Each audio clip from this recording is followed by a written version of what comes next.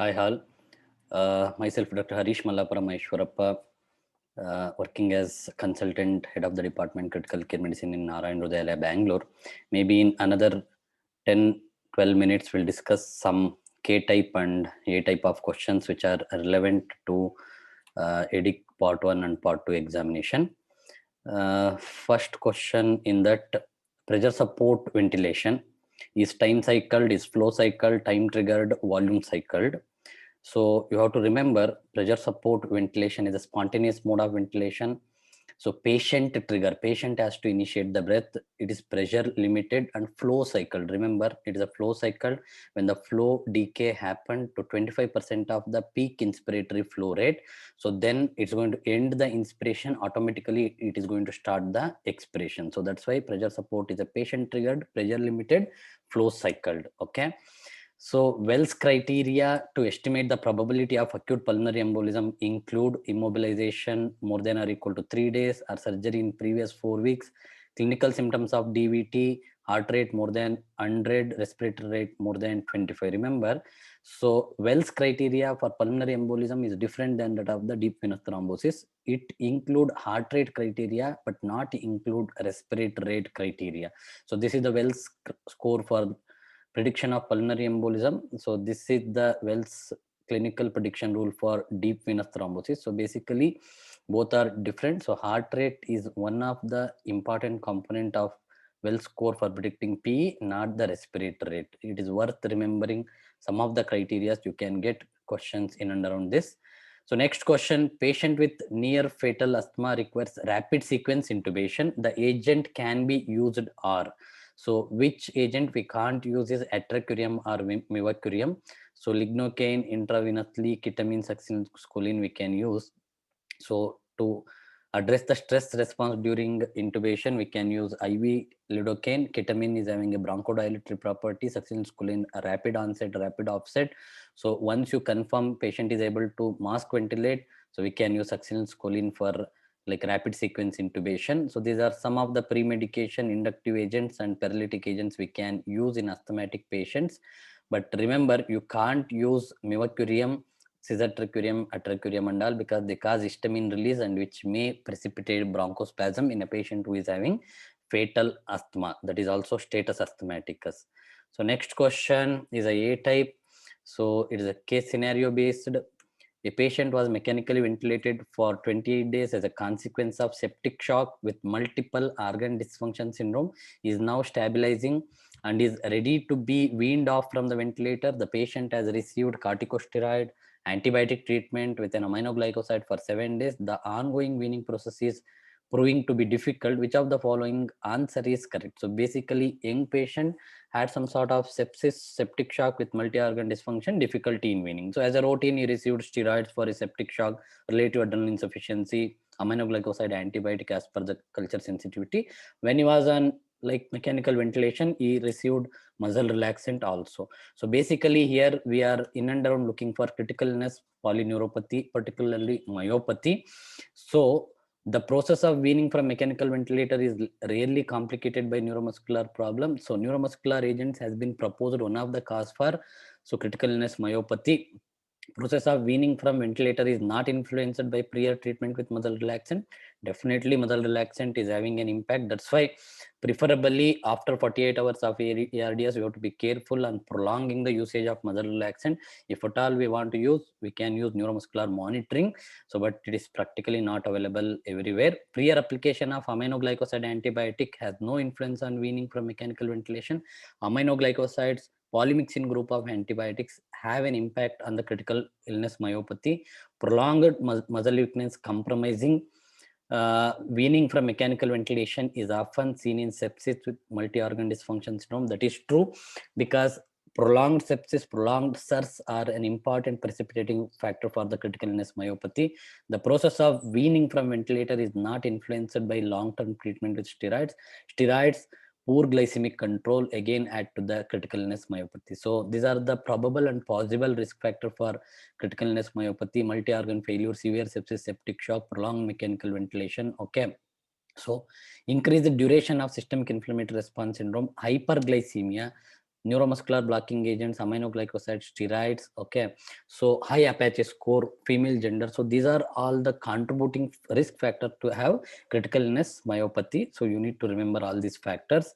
So next question, a 60-year-old man farmer with COPD had recently came back from vacation at East Coast of US, presented with fever, chills, chest pain, dry cough, shortness of breath, muscle aches. Lab were unremarkable, including respiratory biofire. So it is a multiplex PCR which was negative. X-ray chest revealed bilateral pulmonary infiltrates. So he was intubated in view of acute respiratory failure. HRCT chest revealed miliary pulmonary infiltrates with a cavity formation, significant hilar lymph node shown in below CT image. So he was treated with broad spectrum antibiotic. Endotracheal aspirate culture was negative, but ball culture was positive for Histoplasma capsulatum. So elderly COPD, they are more prone for Histoplasma. We need to have that level of suspicion when they had some sort of recent travel, presented with respiratory symptoms, with a pulmonary infiltrate, with a cavitating lesion, with a mediastinal lymph nodes. Very, very important.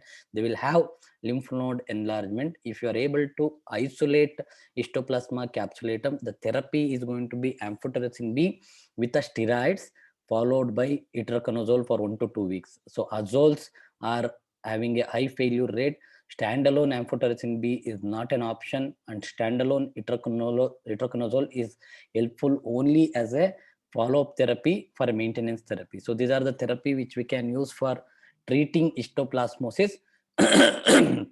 So remember, either amphotericin B is lipid formulation, liposomal or lipid complex, or conventional amphotericin B in a dosage of up to 1 milligram per kg we can use. Itraconazole as a long-term therapy we can use for a maintenance therapy. But so azoles, both fluconazole, posaconazole, oriconazole, so not recommended. Evidence is limited even for posaconazole and oriconazole. Steroids, we need to use methylprednisolone or prednisone.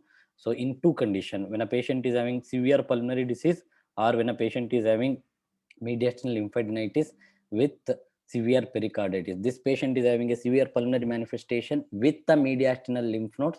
So it is worth adding steroids to the therapy with liposomal amphotericin or conventional amphotericin as a follow-up maintenance therapy with the itraconazole. Okay.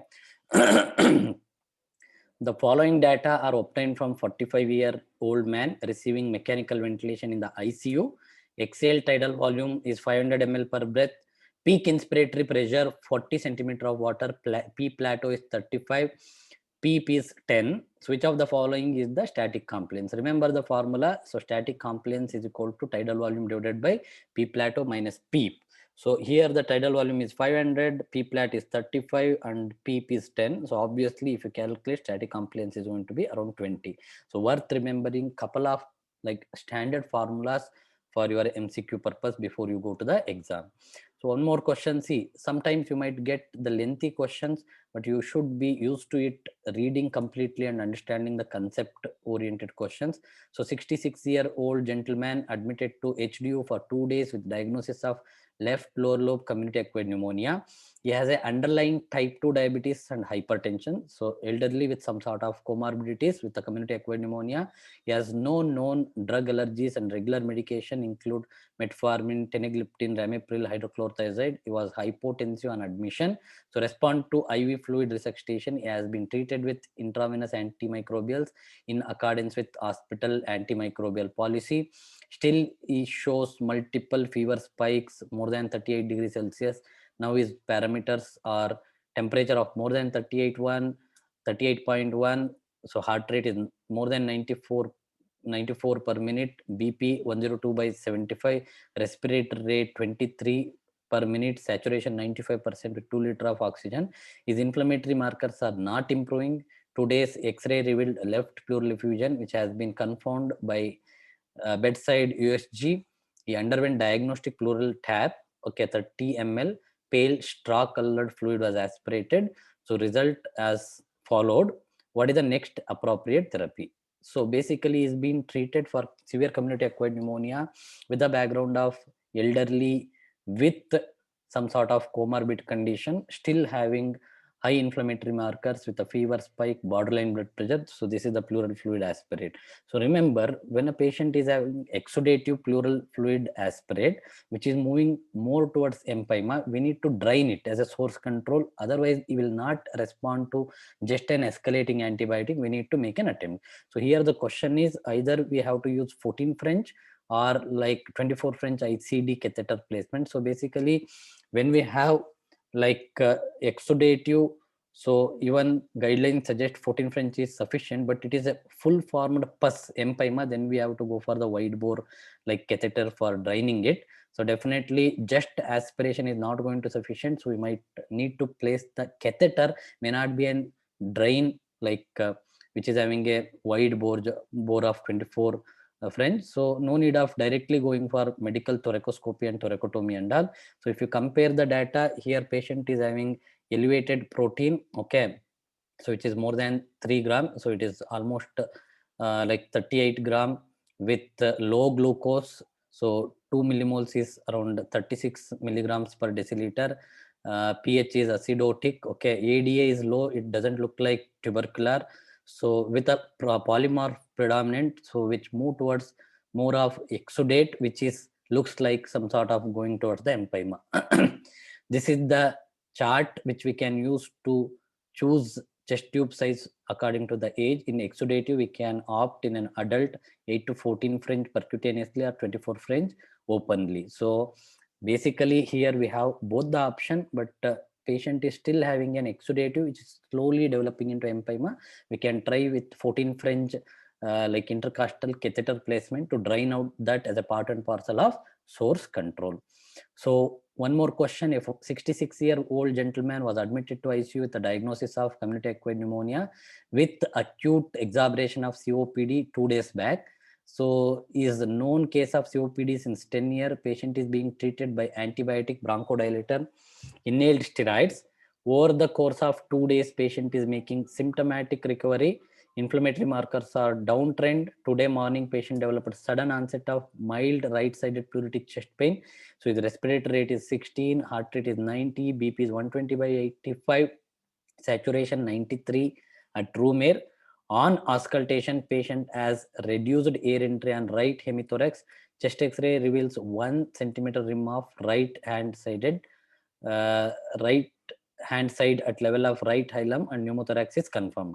So basically, what is the next level of therapy? See, patient is having pneumothorax with a background of COPD when he was on the therapy for community acquired pneumonia. So we can't observe this patient, okay. So basically, he might not require immediately placing an ICD also because it's stable hemodynamically. Even a 16 gauge cannula, if you put in the mid clavicular line in the second intercostal space, that will give a relief from this like pneumothorax. So basically does not require immediate ICD decision. Okay, CT thorax may not be required to quantify. Even ultrasound and chest X-ray are highly sensitive, particularly like we can do the bedside ultrasound to identify the pneumothorax with the background of chest X-ray. With the background of his clinical manifestation, we can take a call whether a patient require immediate ICD or we can put simply the cannula in the mid-clavicular line. So basically this patient looks stable hemodynamically, no tachypnea, blood pressure is good. So saturation is maintaining in the room air. So we can make an attempt by putting a 16 gauge cannula in the second intercostal space in the mid-clavicular line. If it is not going to be succeeded in draining out the pneumothorax, then we can think of going for ICD insertion. So that should be the answer here. So last question, 70-year-old gentleman presented to ER department with productive cough, fever, mild shortness of breath for 3 days. Patient is ex-smoker and known case of COPD and type 2 diabetes mellitus.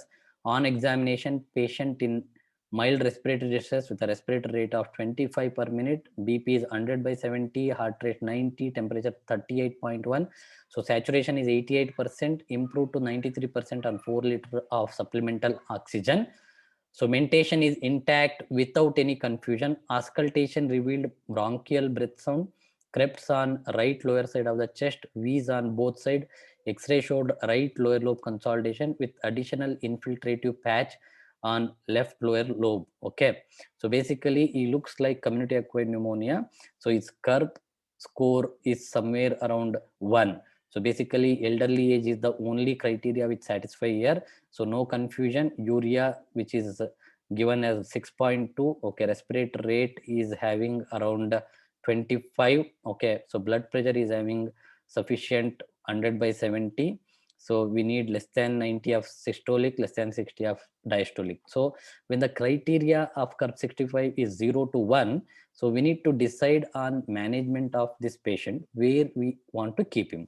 So if the criteria is like 0 to 1, means obviously we can consider for home treatment. But here the question is the patient with some sort of like comorbid condition like ex-smoker, COPD, okay, presented with respiratory distress with the diabetic background and is hypoxic. See, one of the disadvantage of curve 65, it will not taken into consideration of comorbid conditions, and it is not going to taken into consideration of like oxygenation, so which is one of the criteria to diagnose the pneumonia itself. Okay, so that's why, so that is the drawback of curve 65. So sometimes even curve 65 is 1 or like less than 2, less than 3 and all.